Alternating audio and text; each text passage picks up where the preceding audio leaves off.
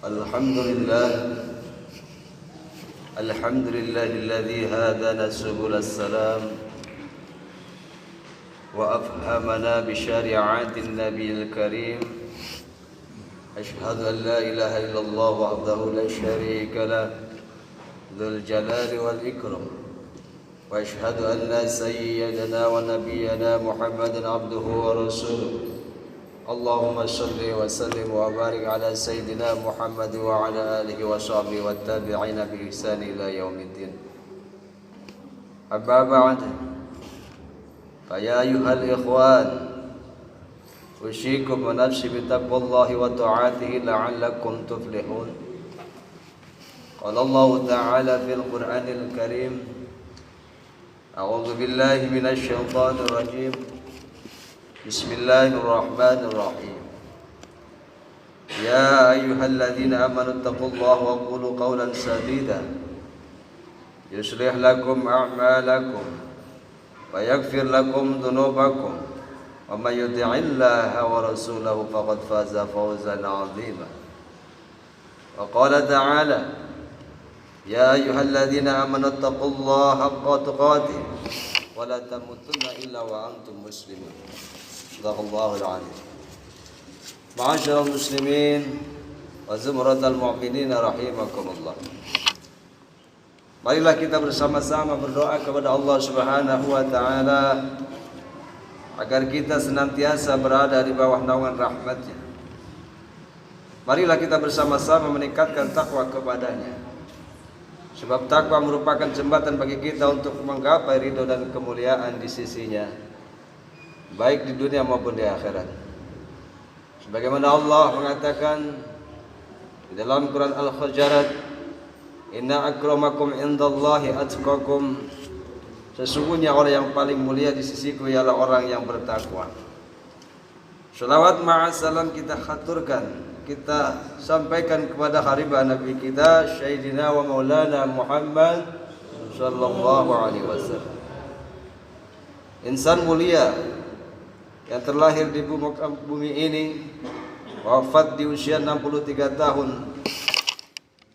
Namun ajarannya sampai kepada kita berada di tengah-tengah kita dari 1400 tahun yang lalu. Semoga kita termasuk umat Rasulullah yang istiqamah dalam menjalankan amanahnya, dan semoga Allah menjadikan kita adalah umat yang kelak mendapatkan syafaat baginda Rasulullah sallallahu alaihi wasallam. Amin. Ma'asyiral muslimin, sidang Jumat yang berbahagia. Beberapa hari yang lalu, tepatnya 12 Rabiul Awal, kita bersama-sama memperingati hari kelahiran Nabi kita Muhammad sallallahu alaihi wasallam.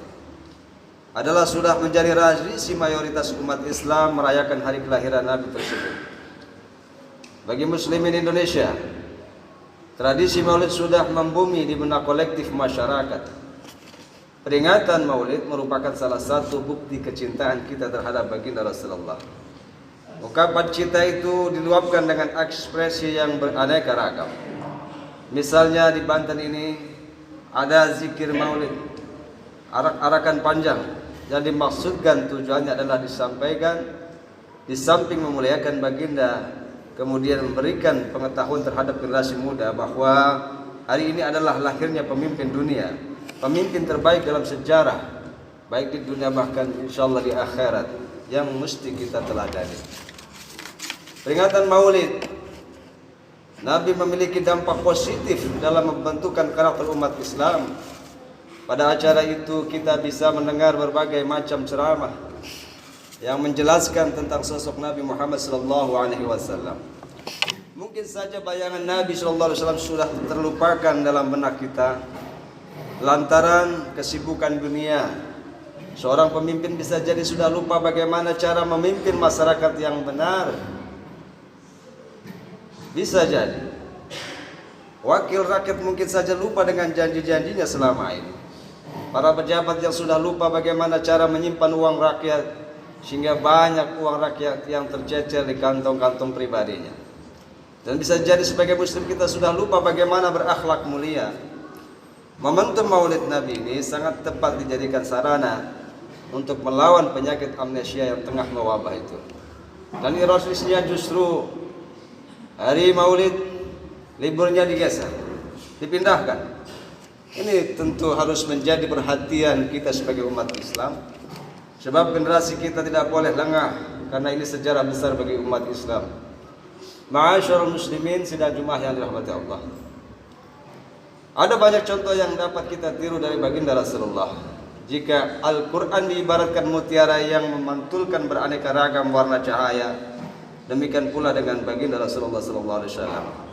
Kita bisa memetik hikmah apa saja yang terdapat dalam diri beliau, terutama perihal akhlak dan budi pekertinya. Wa qala Allah Ta'ala fi kitabihil karim, a'udzu billahi minasyaitonir rajim. Laqad kana lakum fi Rasulillahi uswatun hasanah liman kana yarjullaha wal yawmal akhir wa dzakarallaha katsiran. Sesungguhnya telah ada pada diri baginda Rasulullah itu suri tauladan yang baik bagimu, yaitu bagi orang yang mengharap rahmat Allah dan kedatangan hari kiamat, dan dia banyak menyebut Allah. Al-Ahzab ayat 21. Dalam ayat lain Allah juga menegaskan, wa innaka la'ali khuluqil 'azim. Dan sesungguhnya kamu Muhammad benar-benar berbudi pekerti yang agung. Ayat di atas menjelaskan kepada kita bahwa dalam diri Nabi tertanam akhlak yang mulia. Keelokan peranginya itu tidak hanya diikuti oleh kalangan Islam saja, bahkan orang kafir pun memuji akan akhlaknya tersebut. Tak heran di usia beliau Rasul dijuluki dengan gelar Al-Amin, dan kejujurannya tersohor ke seantero dunia. Kebaikan akhlaknya itu digambarkan oleh Imam Al-Busiri dalam gubahan syairnya. Alangkah agungnya Rasul yang selalu dihias oleh budi pekerti yang sangat mulia itu. Kepribadiannya selalu diselimuti kebaikan, wajahnya selalu dihiasi oleh senyum keramahan yang menawan. Dia lemah lembut ibarat bunga, mengundang pesona ibarat bulan purnama, luas kedermawanannya ibarat samudra, dan sangat pasti cita-citanya ibarat perjalanan masa. Kaum muslimin rahimakumullah, misi utama diutusnya baginda Rasulullah SAW ialah memperbaiki akhlak manusia. Syekh Yusuf Al-Qaradawi dalam bukunya berjudul Kaifa Natama Ma'al Al-Quran menyebutkan salah satu tujuan dari syariat Islam ialah untuk menyucikan hati manusia dan meluruskan akhlak. Dalam sebuah hadis riwayat Abu Hurairah disampaikan bahwasanya Rasulullah SAW bersabda, "Innama bu'istu li utammima makarimal akhlak." Sesungguhnya aku Muhammad diutus hanyalah untuk menyempurnakan memperbaiki akhlak manusia. Hadis riwayat Al-Baihaqi. Dengan modal akhlak yang mulia itu pula, Islam menyebar dalam tempo yang sangat singkat di Jazirah Arab. Praktik kehidupan Nabi baik di Mekah ataupun Madinah memberi gambaran kepada kita bahwa peranan akhlak dalam kehidupan ini sungguh urgent. Penerimaan masyarakat terhadap kebenaran yang disampaikan sangat berkaitan dengan moral si penuturnya. Kebenaran akan meresap cepat ke dalam hati sanubaris apabila disampaikan dengan cara-cara yang santun, seperti yang dicontohkan oleh baginda Rasulullah SAW. Hadirin yang berbahagia, berbicara mengenai moral atau akhlak pada hari ini, kita dibuat sedih. Bagaimana tidak, hampir setiap hari berita-berita maupun kabar-kabar baik di media atau di elektronik menggambarkan kepada kita perihal kemungkaratan sosial yang terjadi di negeri ini. Bukan berarti negeri ini penuh dengan penjahat, tidak. Namun suara kejahatan lebih masif ketimbang kebaikan. Menengok kembali kepribadian baginda Rasulullah SAW adalah solusi nyata untuk keluar dari jeratan masalah ini. Rasul telah mencontohkan kepada kita bagaimana mengatur negara yang baik dan masyarakat yang bermoral.